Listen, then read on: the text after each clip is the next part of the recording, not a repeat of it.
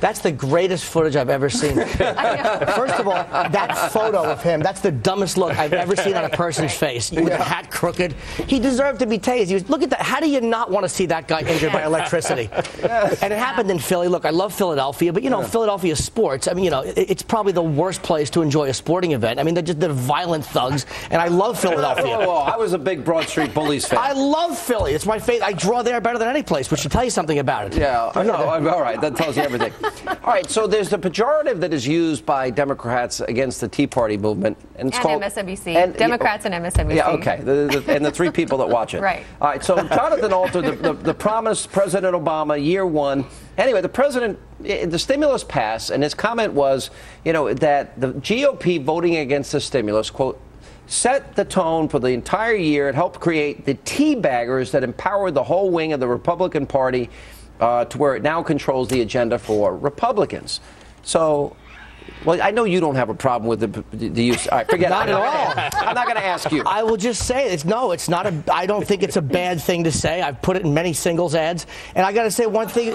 I like the aggression in politics. I don't like phony politeness in politics. You put out singles ads? Oh, please. Who hasn't? Who doesn't cheat? Come on. Me. Oh, all right. Well, you're successful. What does that mean? I don't. I like the aggression in politics. They should speak honestly. I'm tired of I like the Ukraine, the way they do things. They don't pretend to like each other. They throw eggs and punch each other in the face. The thing is, the Tea Partiers called themselves tea baggers from the beginning. No, they did. When this started out, they did. And then they realized what it meant, and they started to get back off from it. That's so beside the point. You want to talk about setting the tone in America? Obama has set the tone repeatedly by completely dismissing people who don't agree with his policies, who don't agree with this deficit spending, who don't agree with his health care bill. Just this week, didn't he lecture us on the tone and civility and the rhetoric? Them. But this is George Bush can be called every name in the book. That's fine. The people that are part of the teabag effort, they are, every pejorative is used against them. Sarah Palin's called every name in the book. I'm attacked. You're attacked. Any conservative is attacked. But the bigger point is that Americans, a majority of Americans who do not agree with a lot of the policies of this administration are constantly marginalized by the President of the United States and a lot of the people on the left who treat them as if they're this great threat to America, right? You've got a guy who goes into Times Square, and what's the first thing that people say? Oh, it's probably some middle-aged white guy. Enough name calling on both sides and enough attacks on both sides. The one thing I've been really strong on this. I think it's a big mistake to marginalize the Tea Party movement. These are people, and I think it's also a big mistake to say they're just out to get Democrats. They really don't like either party right now. They lean more Republican, but they're really against the spending, against Washington not listening to them. And I think it's a big mistake. People should listen to what they're saying. These are politicians. Oh, no, I think that's a mistake. Mobsters, un-American, inciting it's violence. A complete mistake to do that. Yeah, but they did. I mean, look, back in the early stages of this, teabagging was not a pejorative. It became one.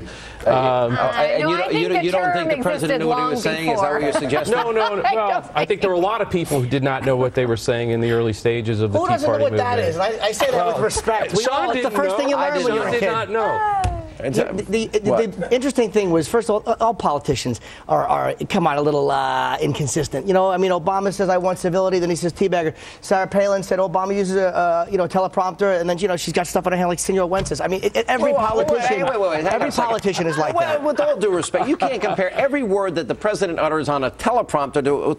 You ever give a speech, or for example, you do comedy routines. I've watched you on HBO. You never wrote a note and put it down in front of you ever. No.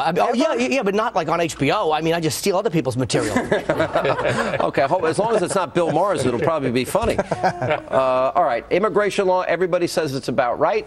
We don't have much time. But is that immigration law the right thing, and are the Democrats going in the wrong direction opposing it? Of course they are. Is enforcing the law the right thing to do? They're enforcing the law. That's all the law says. That's all the law says. It says specifically you can't racially profile. Democrats are so far wrong on this It says it specifically in the bill. They went and changed the law. No, it was in the original law. You couldn't racial profile. Look, the fact of the matter is Arizona's got the right to do that. other states and other groups have the right to boycott Arizona. That's starting to grow around the country. No, it's not. Well, it worked with Arizona before when with the Martin Luther King birthday boycott, is so wrong and they with saying, changed back. Enter the country legally, follow the rule of law, and respect American sovereignty. Is that so hard to? Is that too much to ask for somebody to come into the country? It is for open border people. No, there's two issues.